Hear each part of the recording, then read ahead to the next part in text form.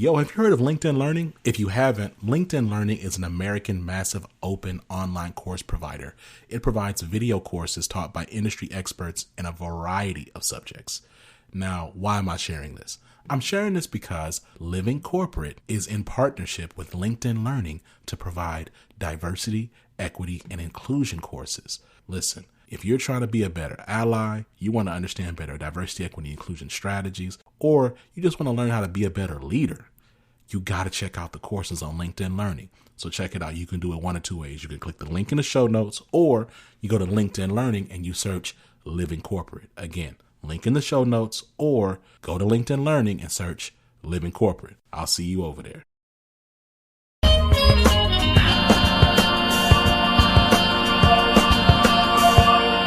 As you hopefully know, but if not, to help you get a little bit familiar, what we do here is we talk about radical change. And specifically, in the afternoons, we have been talking about radical disruption and specifically talking about power and what that looks like. And last week, I had the absolute pleasure of having my good friend and colleague Sana A. Khan joined me, and we started a discussion series all around power and what power looks like when you are talking about Black and brown women and our experience when it comes to corporate America. And what does that experience look like? And so, some of you have heard my story before. I have been in corporate America my entire career. And my first actual job that I ever had, paying job where they took taxes, was a position where I was tasked with implementing a fax machine and then incorporating the fax machine into all of our business processes. So I began my career as a technologist. I began my career as a change leader, and I began my career in business actually helping leaders to optimize their business practices. And so, what happens as you, navigate the corporate world, over a career of time, right? Whether you're talking about 2 years, 5 years, 10 years, or decades, when you happen to be the only person in the room, right? So whether you are talking about, the only woman, being the only Black woman, being the only person of any, melanated background, being from the African diaspora, period, whatever, that situation is, being the only can be a very, very lonely, situation, right? And so what happens is you do develop, coping mechanisms and specific skills, right? So that you can navigate those spaces. And, the conversation that Sana and I started having last week was really around how you have decisions and choices to make at all of these different junctures. And so, hey, Sana, how you doing, girl? So I was just kicking us off, just kind of, reminding people, just, a little tiny bit of what we talked about, but specifically, I was just now saying that, when you find yourself being the only person, right, whether it's on your team, Yep. in your whole organization, your department, your section, right?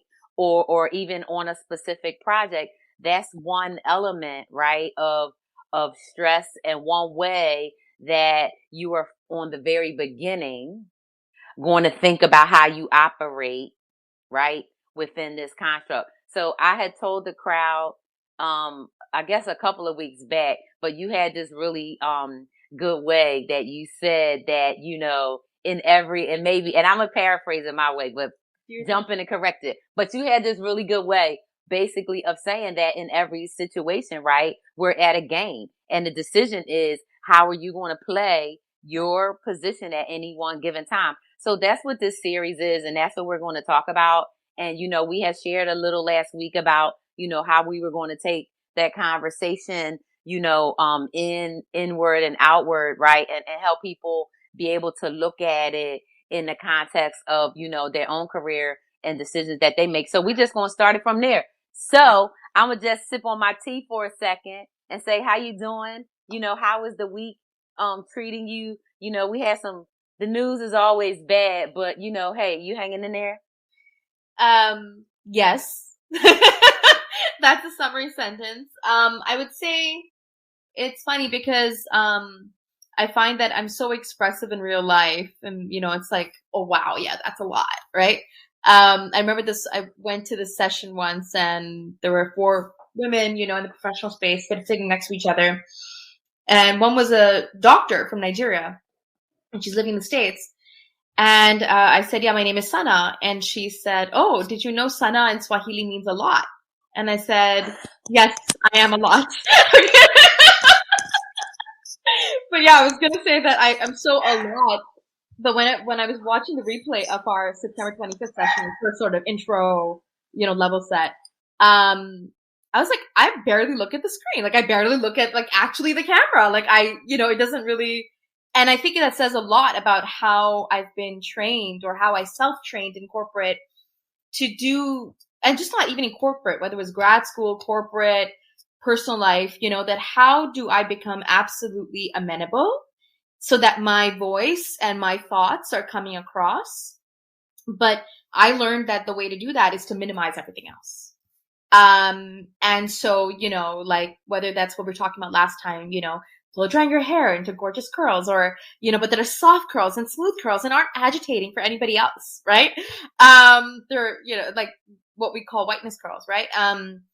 And I realized that I want to look at the screen more. I want to look at the camera more. I want to be more engaged. And, so that's some, just since our last session, aside from, having just gotten married now at almost 4 weeks and a car, that is just got towed from Verrazano Bridge to the mechanic shop today and, parents leaving in 2 weeks back for Pakistan. There's just so much going on. But in the middle of that, I was thinking about our session and I was thinking, 1, end better. So I'm going to let you end with more time, but 2, also look more directly, at the audience. And 3, some of the topics that came up today, I would say I was on a different thread on LinkedIn and I don't know if the gentleman joined, but his name is Jared Carroll and he posts something about outrage. And Vonda, I tagged you in it as well because I thought, hey, this is really resonating with what we were going to talk about in this specific session. With September 25th sort of being the check-in overall and then October 2nd being the outside, and then, or what is without. And then next week on the 9th will be within, right? And then, we sort of go into what does it mean to integrate both? And then finally on the 16th and then on the 25th, I think that would be 23rd of October, we would then go into, well, what does it mean then? How do you use that, right? How do you use that in your tech career then? How do you use that in any area? So today is really about without, and I think we have some really good parallels. I think we should also cover rage at some point today, Yeah, no, I love all of that. I mean, I think that's spot on. And, these conversations, the more we have, right, and the further we can get them, more widely distributed, the better. Because let me tell you, these are things people aren't talking about because that there is that sense of, what happens if I speak out, right? Or because of that conditioning that we have. Back to hair. So this morning, if you get a chance, when you get a chance, check out the one I did this morning with Dawn and Erica. Yeah, I couldn't. Yeah. Yeah. Yeah. So Erica, so Dawn, when she came on screen, she reminded me of, it triggered a incident that I had at work one time. So she had her hair is natural too, right? But she had it like pinned back a little on one side. And it reminded me of one time I came to work on a Monday and my hair was almost her length, right? Very similar in style. And I had it just a little different than I normally did. And didn't somebody say to me, Sana, oh, did you wash your hair this weekend? And then I was like, so then this ended up like we had this entire, hair conversation, right? Like about, being triggered by this lack of it being okay to be who you are and be different. Because if somebody doesn't like your curls or they have a question about it, they have the right to either touch you or ask you about it.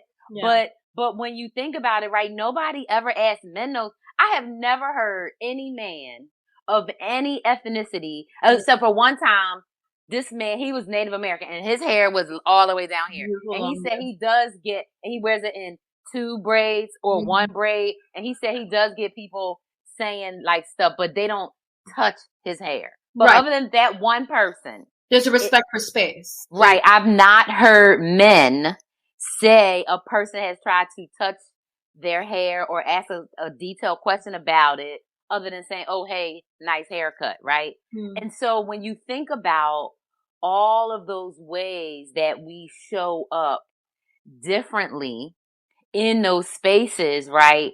I think just start there. So like, I mean, when you think about how you want to start the frame of this, right, for people, how do you want to just start it? I think I want to talk about, the word trigger is a very, it's a therapeutic word as well, right? Like it's a very, what I mean by that is that it's, therapeutic is not the right term. It's a term that is also used in psychiatric terms, right? And psychological terms, and psychotherapy terms is what I actually meant to say. So I don't want to use it like, I don't want to be misunderstood for what I'm going to say now, right? But let me keep it sort of in the, yes, I'm going to make it more layman about it in terms of the work that I've done and what I've realized. So I feel if we look at this, right, whether you're in a tech career or you're going into a tech career or you've been in school and you've had these sort of situations, like you said, Vonda, right, where things come up. How do we, and really, I think this is where we always want to go to because it's in the movies and it's everywhere, that people who just don't get phased, right? It's called being unfuckable with, right? It's being unmessable with. And it's such a thing, like, Mrs. Smith or spy movies. And what is it about people that are so badass? Yeah. We connect that badassness to a sense of being able to hide emotion or minimize or expand as needed, right? So you can become a little birdie and become a phoenix all in one go, and that you just know when to do it, right? So let's just start with saying that there is an idolism or an idolizing of that kind of ability to switch on and off and morph, right? And is that what we call, how we use that term resilience? Oh, she's so resilient. What's the other terms we say? Resilient, tough, strong, adaptable, amenable to what you said earlier. Amenable, just being wise, being intuitive. Often it's like awareness. In corporate, they call it awareness, right? So awareness in corporate becomes what I've come to realize on the surface of it. Awareness is being customer aware, being team member aware, being aware of who's speaking and who's not, who's being heard and who's not. But then there's a background awareness of like, well, what is the culture that you're dealing with here? Right? And the way that those in power will say it, right? Or on Jared Carroll's thread, what was coming up was the concept of, like what we talk about, oppressor. When there's an oppressive culture, whether it's an entity or a person or a group, or a practice, right? Or it's a specific cultural practice. How do we then deal with that? And I think the first thing I want to say is that on one hand, it's already idolized to be able to morph. And if you can't morph, to be able to minimize as needed, especially for women. And for men, it's how do you extend? So I always say, without making it too gendered, because it's not that we can't go into that because everything is gendered, frankly. But it's that in terms of the time and we want to focus, what today's session is really going to focus on, if you agree, but I think you do, is we have these environments around us, whether, we're female or male, but of course, as a female, there's a lot more that we're unaware of that we've already learned to do. Like, for example, not flirt, and that not being okay, or feeling violated when somebody flirts with us, right? Unless it's permissible or we've created that environment, right? Mm-hmm. I don't know many men who feel violated when they're flirting with. Doesn't matter the environment. Doesn't matter they're married. Doesn't matter. You know what I'm saying? The concept of being violated is specifically reserved for the feminine body, for the feminine mind, right? Mm-hmm. Society. And so when we talk about it like this, I feel like keeping that as a context, that's there.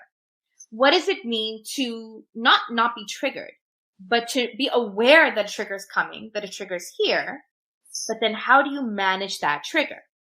And so I think what gets lost in some of the threads online is that there's really two types of conversations happening.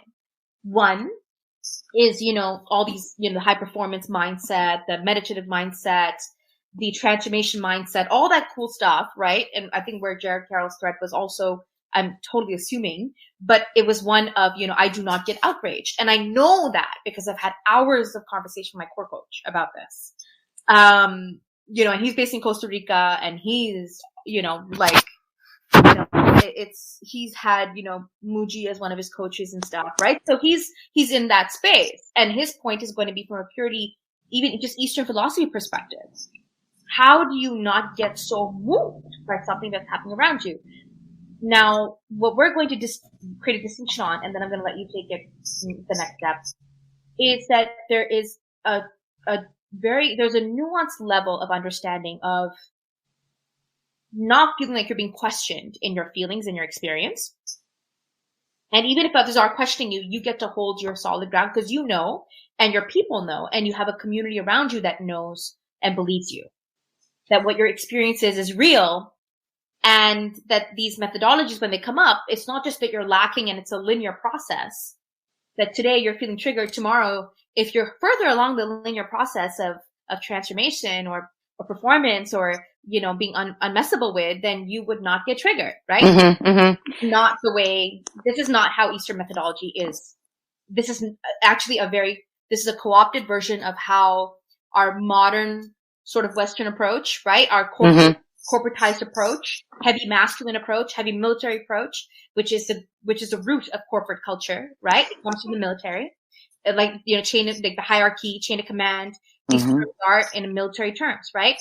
So when nothing's wrong with that per se, but there's a lack of balance there. And so the lack of balance then comes up when we elevate the other side, which is you can totally be with your feelings and emotions.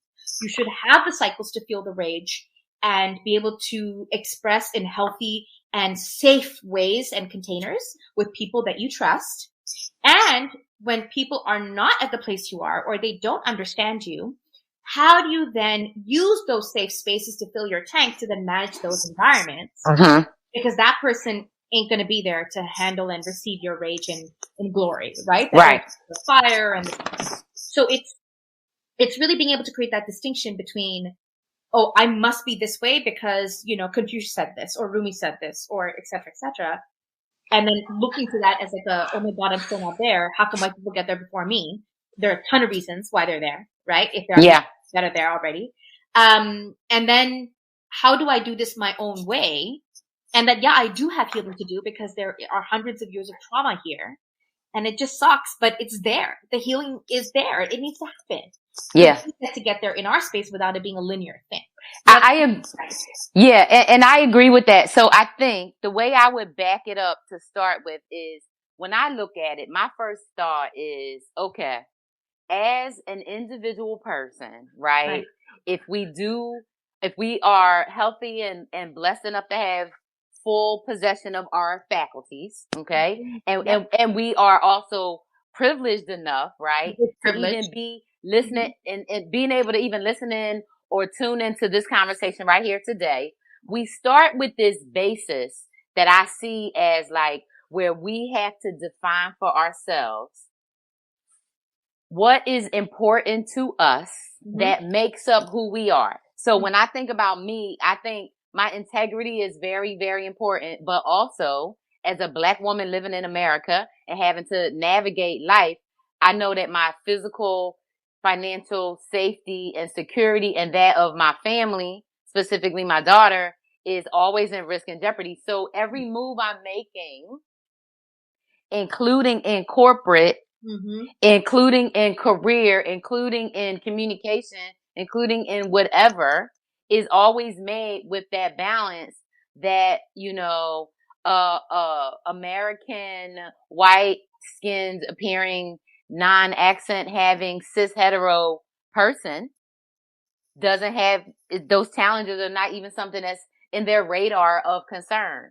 So I think that starting it at a point where maybe we can say, all right, you at a very early point, whether it's while you're still an undergrad or before you even decide what kind of career you think you might want, is to start to examine, especially as a woman, especially as a Black or brown woman, examine what kind of person you want to be in this world. So I used to, I don't know if I told you, I used to teach junior achievement, economics for fourth graders for 14 years. Wow. I had no idea about that. I only knew your tech career. Yeah. Right. So for 14 years, part-time, right? It was like, little 6-week sessions, but I did them, 3 times a year, 4 times a year for 14 years over and over. I always did 4th grade. Every now and then I did 1st grade or 3rd grade. But in 4th grade, right? And this is years ago. So now I haven't taught junior achievement now since I moved to Oregon. So since 2014. So it's been 7 years since I stopped, right? But, I used to ask the 4th graders, what kind of life do you envision for yourself? And what do you imagine you want to have and be and do?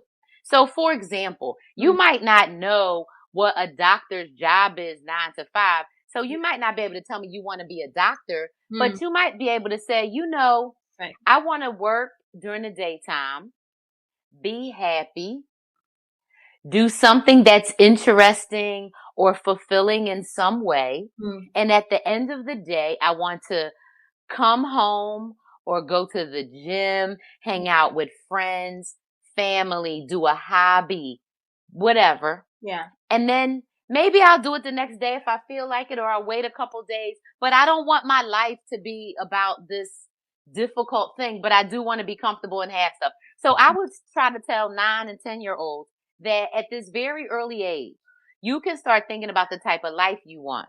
So when it comes to you thinking about your career, when you become collegiate age, right? Or when you first graduate, and even if you don't know the exact company, which I don't think is a strategy, but the exact job you want to have or the exact role, having an idea of what you want that to be like and what you want it to feel like and how you want to operate, right? So we talked before about there are a lot of people, and I'm sure we have done it in the past. I know I've in the past have worked in places that I wasn't happy, but I needed those healthcare benefits. Or I have friends who needed to help their parents, right? Because they had to become a caretaker, right? Or other friends who maybe, had a split from their partner and had to become the sole breadwinner. So you may work in a position or at a place that's not 100% your top first choice, but while you're there, your other goals are helping you stay there. Yeah. So when you think about growing your career and stepping and belonging and being and feeling like you can be who you are and be respected and valued for your input and your considerations, we should all be able to do that. But it doesn't work like that. And it doesn't work like that for us. Right? Now, some of us, it works out and we can get to a certain point by playing the games the right way. Yep. So start with there. What is that mindset to have, right? Even before you get familiar with that particular playing field, because everywhere is different, right? 100,000 person company is different than a 15,000 person company. Right. Or 150 person company, which is where I was at 25. That's where I started my corporate career. So talk about, how do you start off? Like, what is that beginning even way you need to think about, right? That mindset, to give people Yeah. the level set for a minute.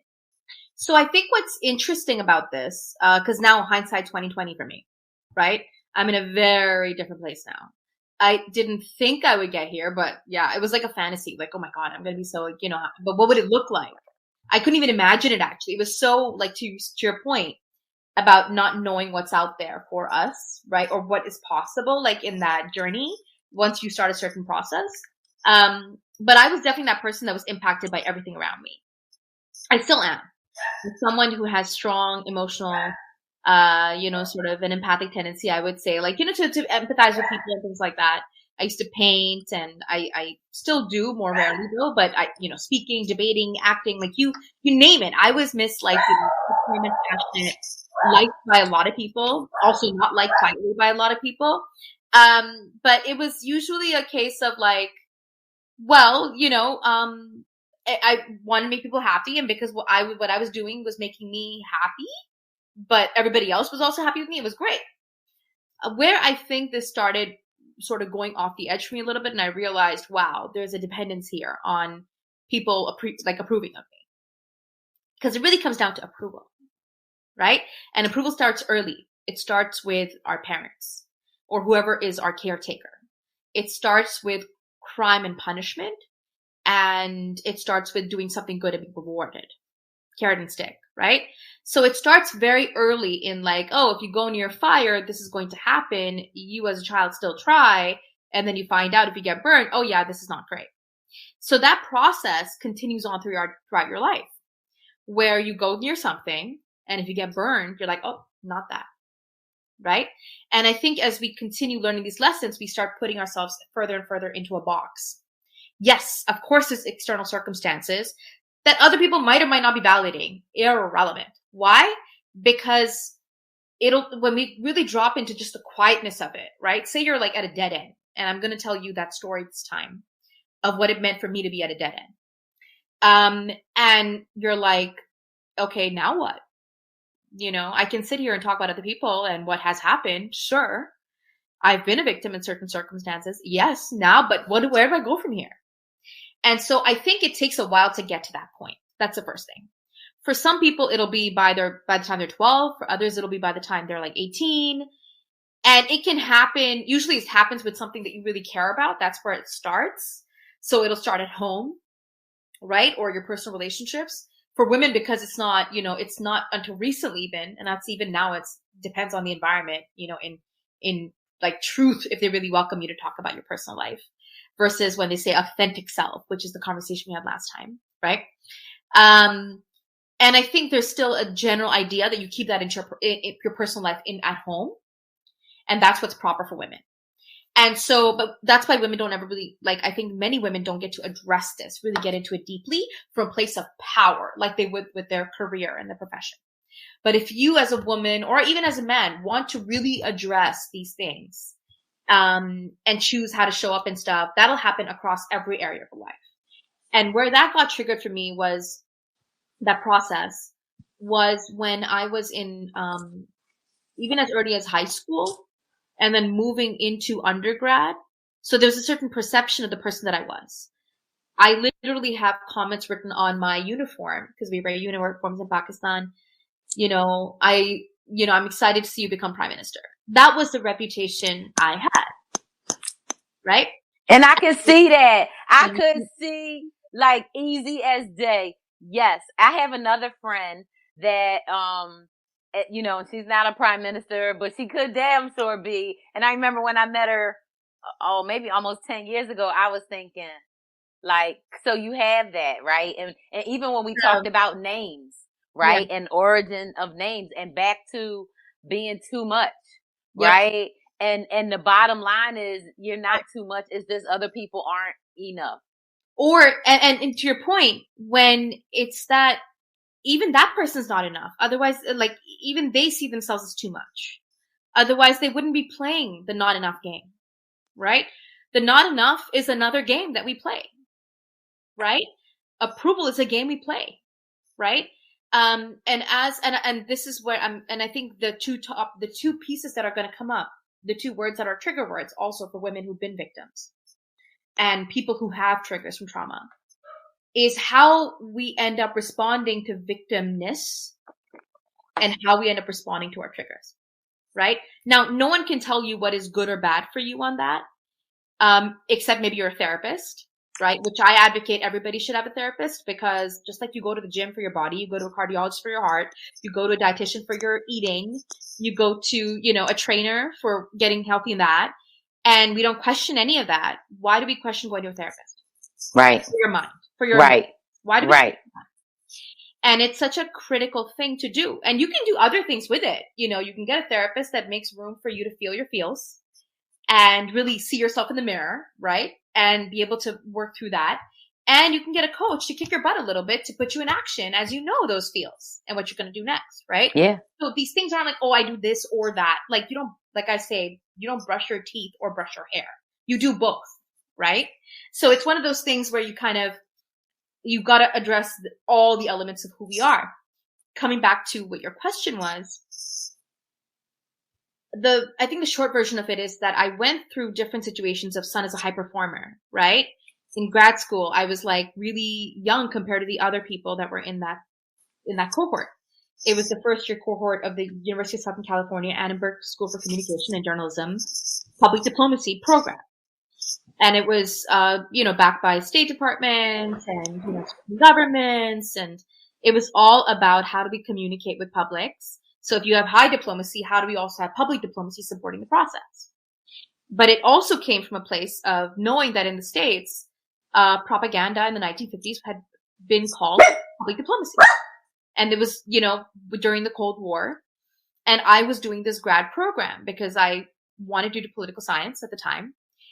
And I figured that this program was a sort of a nexus between communication, strategic communication, and the business side and the politics side and the international relations side. So for me, it was like home. But being there, I experienced something very different. And one of the most difficult things for me, which started in the United States, as I sort of came into that frame of speaking more of my voice, and then it continued on until certain choices I made recently, right? Was this idea that, if I was going to be myself, I was going to be targeted by people around me. And it started actively happening. Like there would be certain people that just get more intense about or critical of the way of what I was doing or bringing up. And some people would say, oh, Sana, you're so good at this and so good at that. And don't worry, that's just jealousy. Or you need to work on this. You need to work on that. I'm like, is everybody talking to themselves though? Everything they need to work on? Or is this, laundry list of stuff that needs to be worked on a thing that is reserved for women who are pretty smart and expressive? Because let's face it, right? That's also there. Go ahead. You said a whole lot. You said so much. I got to go back to the approval piece. Let's bite-size it. Yeah. Yeah. We got to go back to the approval piece because I think a key question when it comes to approval, because to your point, right? That is stuff that with which we are conditioned from our family. Right. So for people who grow up in the if you do this, then that family. Yep. Or the conditional love. Or the if you don't do this, then that family. Right. Or somewhere in between. Or the, who are you? Whose kid are you? Or the get away from here. Or whatever dynamic you grew up in. Right, exactly. You have to, at some point, earlier, hopefully, right?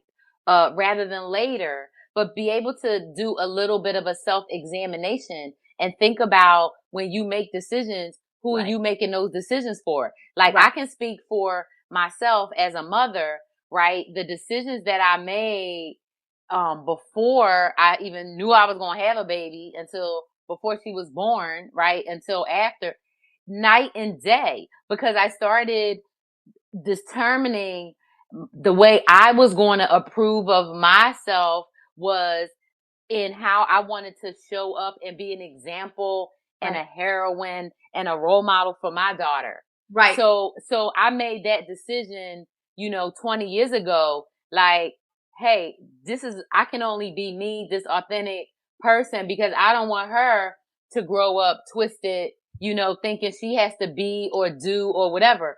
So I think at ground level, at the foundational pieces, is saying to yourself, who do you want to be, and show up.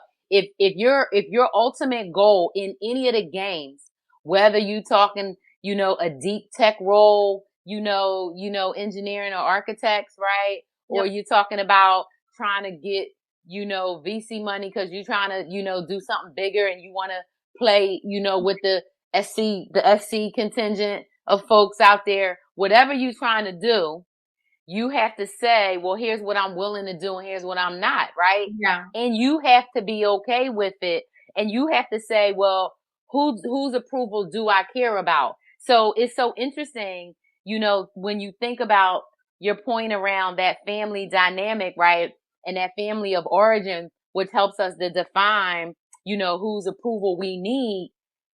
That's something that you almost have to get out of as soon as possible, right? Because if you think about, if you are in your 30s, 40s, 50s, and 60s, and you still looking for approval from people, you're going to, for a while, it would seem, to continue to struggle with this. Yes, I do agree with you. And it will continue because, Okay. and at the same time, I mean, I agree with you on every single point you made. And I'm going to raise a couple of things that I've learned, because I mentioned it earlier about linear processes. So when people, especially these days, with as much as we got going on, and the mental health crisis that's going on in the world right now, and acceptance that, it is what it is. People are leaving their jobs saying, F this. Like, I don't have time for this right now, whatever it is. Whether it's right or wrong, whether it's justifiable or not is irrelevant. The point is, I'm just raising the fact that it's happening. Yeah. And people are questioning what they're willing to take on at work or not. And I'm hearing this from multiple industries and multiple angles, and, combination of managers, individual contributors, directors, partners, etc. So what it really comes down to then is when this is our environment and normalcy is, I would say, thank goodness, finally up in the air. Because normalcy was, basically hiding from a lot of important things that have always been happening. And now we're actually trying to maybe address them. Let's see what. But the point is that we are going to, is your decision and my decision. We've made that choice.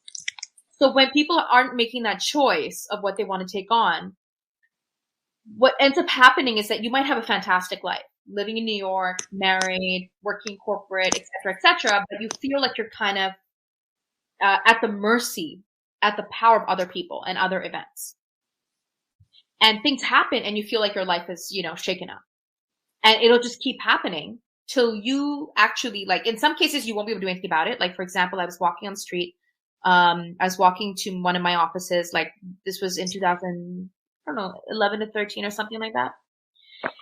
And maybe 12, 13. And, I was wearing, I was wearing stockings, pantyhose. There's a reason I'm describing what I'm wearing. And I was wearing a skirt that was like right at my knees. And I was wearing a smart suit jacket with my laptop bag. I like listening to music, because it helps me sort of power walk, like a lot of New Yorkers do, a lot of city people do. And in the gap of the music, when one song was finishing, one song was ending, I heard someone say, there were a group of men there at a warehouse on the way on 34th to 33rd Street. And one guy says, don't flirt with her, man. She's a terrorist. He literally said, what are you trying to do flirting with terrorists? So when you have to hear things like that, mind you, my hair is open, all that stuff, right? Now, what I was taught as a young girl, whether I was getting pinched in the market, and I didn't know who pinched me because it was someone passing by, but it happened to girls all the time, or I was being, and that's one version. And the thing is, that was traumatic, but it was less traumatic than this. And the reason for that is because that, whatever society I'm in, when men are, when that pinching is bad, right? Then you're kind of okay with it because it's bad. Everybody's saying it's bad. But when you're in a society or an environment where what is bad and what is not bad is up for grabs and gets justified, then you have a harder time managing the triggers then. Because what that person said, they said, this is right after the Boston bombing, and they were gonna, in their mind, they're in their own story, in their own set of triggers. Yeah, whatever they think their triggers are. And they're sitting there. Mind you, I'm also a woman who didn't pay attention to a man who was trying to holler at me. Right? So they have their own male bravado going on between themselves. Am I justifying it? Hell no. I was not okay with this. This was the first time in my life, maybe second time, I looked back at the person. And I just stood there and looked at them. And they cowered a little bit because they knew that in their testosterone, whatever they were trying to do, they did that, but it was not okay. Now I have two choices then.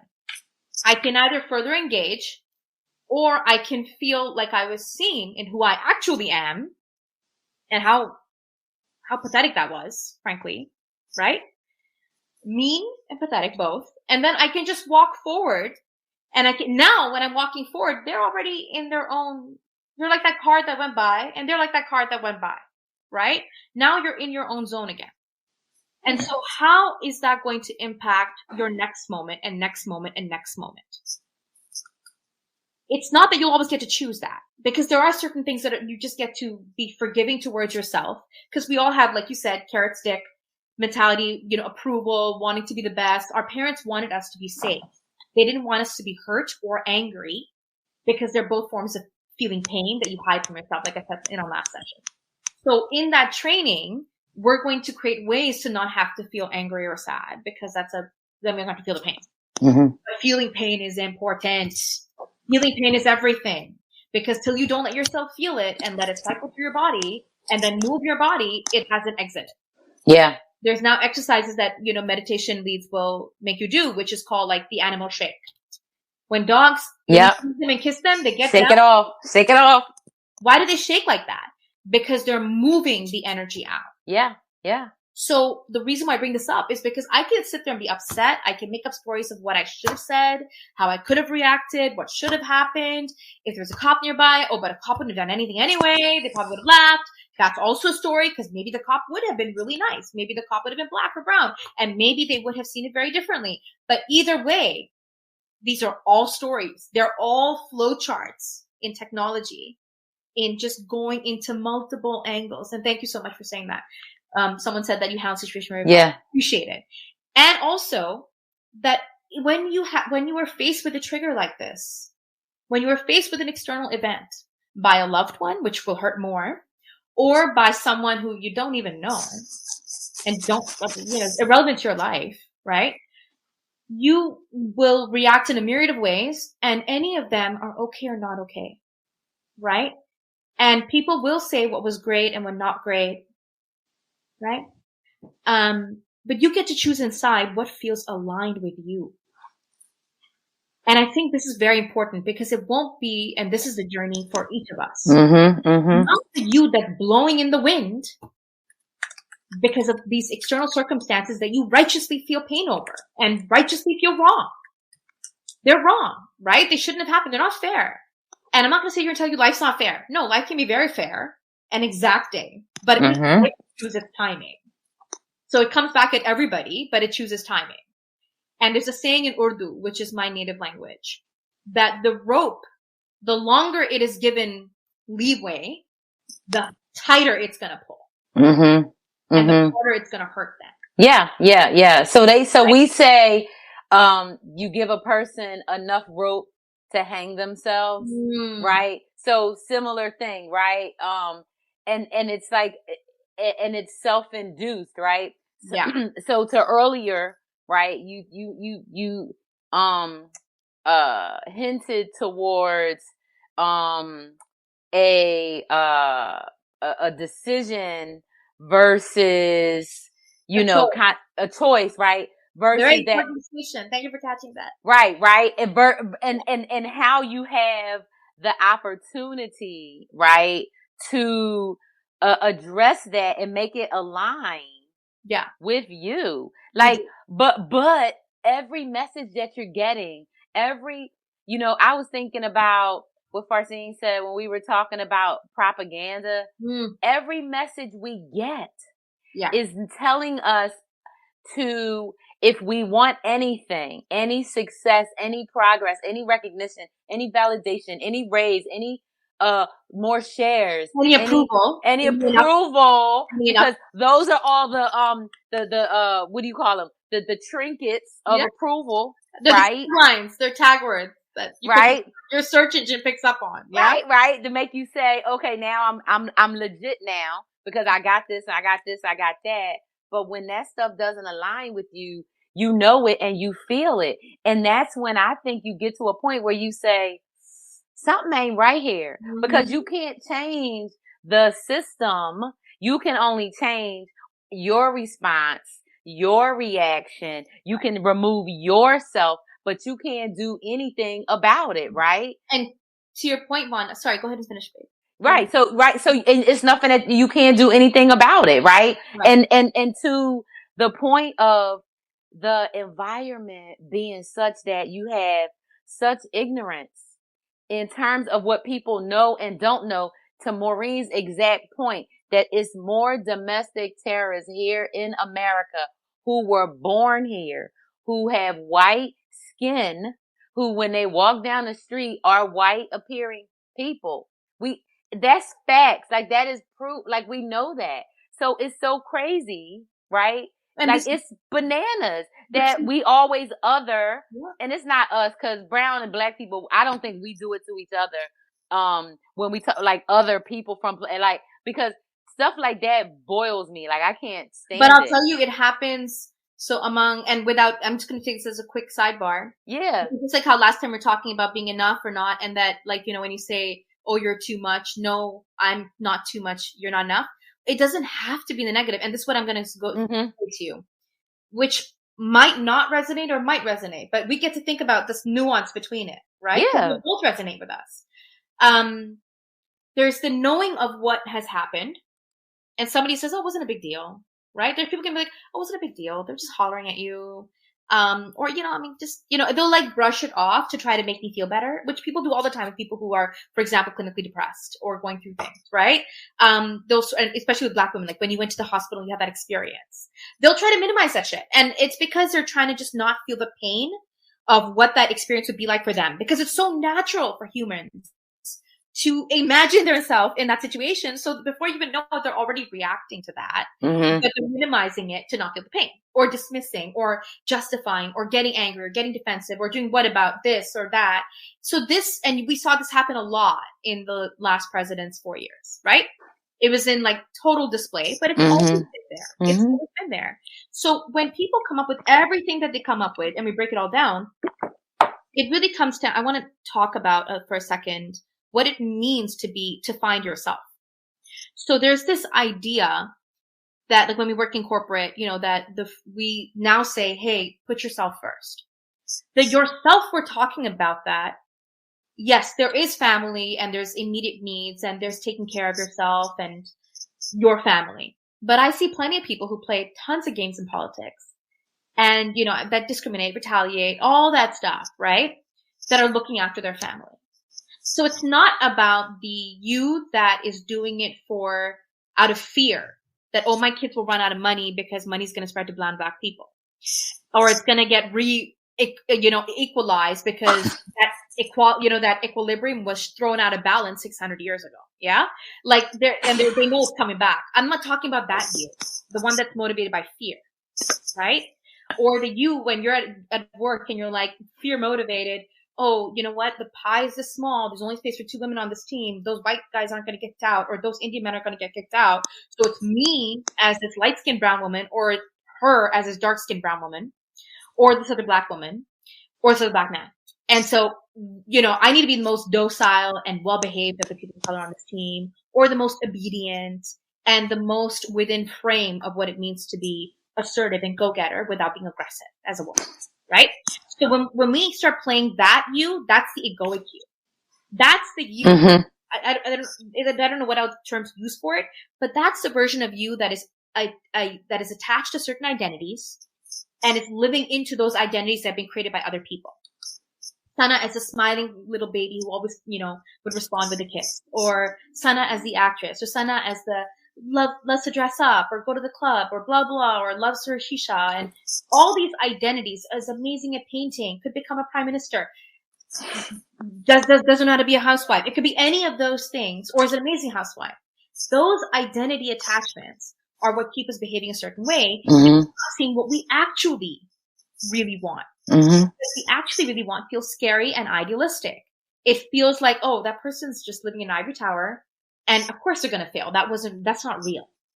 And you'll see that this pattern of going for your potential versus playing safe actually relates really well to the economic global markets. Mm-hmm. Mm-hmm. Boom, the parents that experience the boom raise their kids to go for potential. Mm-hmm. When there is a recession and parents are raised in recession, like a lot of the baby boomers that were like 1929, brought up by their parents, Mm-hmm. of barely having a job and like getting by, they're raised differently. Keep quiet. Hear no evil, see no evil. Keep working. Don't disturb the balance. Mm-hmm. So the way, whichever way you are, at any moment you get to choose. And it's like, that doesn't mean that the weight of what's happening around you is less. No, you still process that with people who are in your community. So Vonda, Francine, Sabaf, Farzine, there's a bunch of people that I know now, Sarah, that I feel like, yeah, I resonate with these people. They see me. I see them. Mm-hmm. And then once you're seen, especially by yourself, because that's the real work, to see yourself, to look in the mirror and say, I fucking love you. Dude, look at what you've been through. Holy shit, you're still here? Happy birthday. Every single day. Every day. Yeah. And that you still have light in your face and you're killing it. You're loving people. You're doing this. You're doing that. You're weathering through stuff. And what do you want to do with all this power? Yeah. What do you want to do with all this beauty? And right. It's really hard to stay here all the time. It is.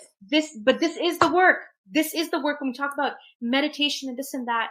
This is that work that those people are doing. That's why they look so freaking serious. It's because they're processing through their mind and through their body and through their emotions. Mm-hmm. Oh, this is a line. This is not a line. This is a line. This is not a line. This is a line. Every single second, what they eat, what they drink, how they move, how they react, how they process, when they smile.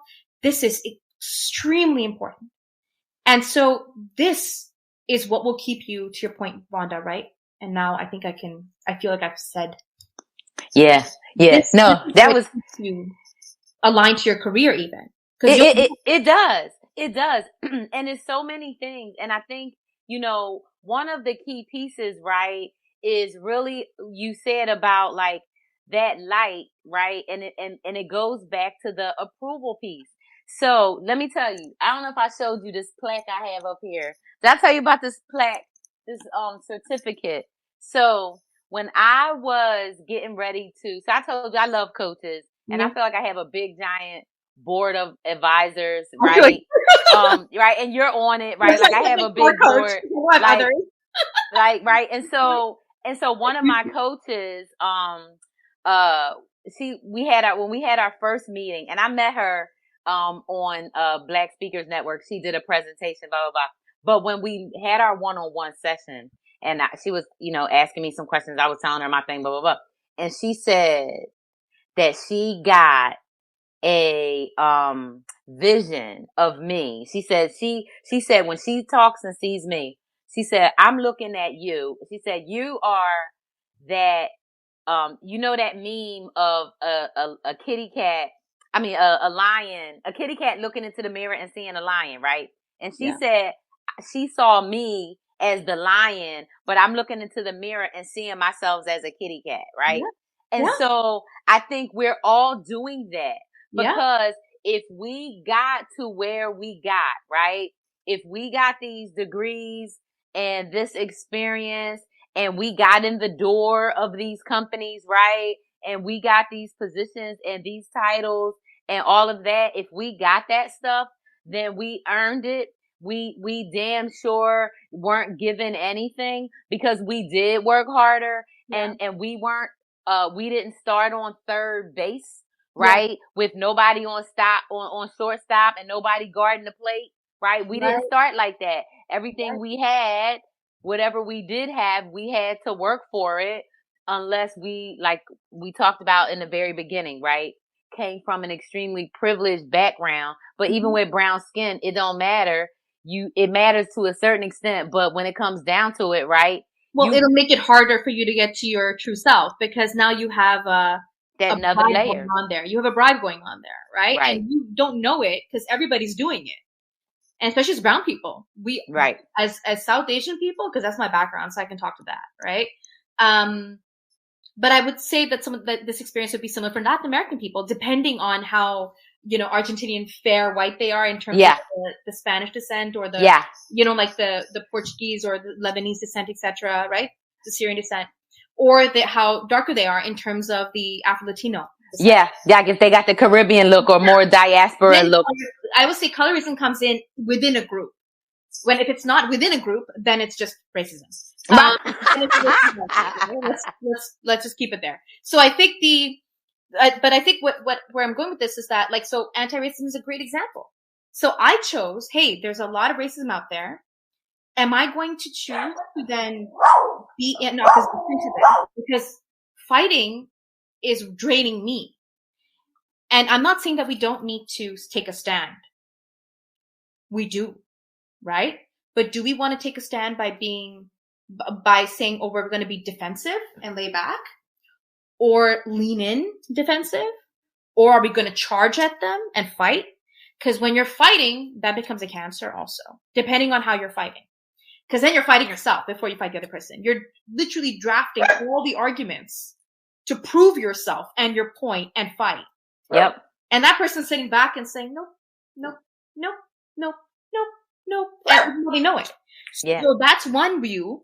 Or you can be like, okay, what does it mean to stand in this right now? What feels true to me in how this person is going through their, or hurt or whatever. And I know my people are hurting like this. What does it mean if we all stand as power? What if we start living like the whole world healed from racism? And everybody believed me and my people and my black women and my black men. And everybody believed everybody. And my trans folk, everybody, right? Say we believed each other. Then how would we choose to live? Because then you break the game. Now you're not playing in somebody else's game anymore. You are now not playing the outsider's game, that manager's game, the manager's game, this game, that game, your in-laws game. It doesn't matter, right? You're not, or your boyfriend's, ex-girlfriend's game. It doesn't matter. In my case, my husband's ex-wife's game, right? Or so my own, my own ex-husband's game or somebody else's game. It doesn't matter. In your mind, whatever games exist in there, how do you not play those games? And so I'm going to end there now, because I think, like, for me, it's a performance. It's not about being anti-anything, because that's a different kind of energy. So how do you break the game? Yes. Oh my goodness. Yes. That is everything. I mean, so there was so much to, the conversation, just so many good pieces there, but helping to really set that, frame of understanding for people that they do have a choice. Like, we have that choice, right? In terms of how we're going to show up, we have that choice around how we are going to approach and address our issues with approval, right? So, thank you again, my friend. I'm looking forward to getting back with you next Saturday, even though I know we'll talk between then.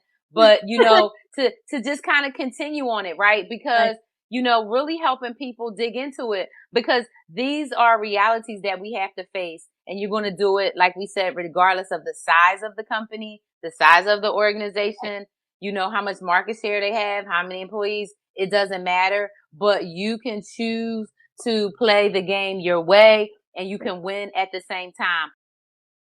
See you later to everybody. Thanks so much for tuning in. My good friend Sana A. Khan, I will talk with you soon. Peace out, everybody. Take care.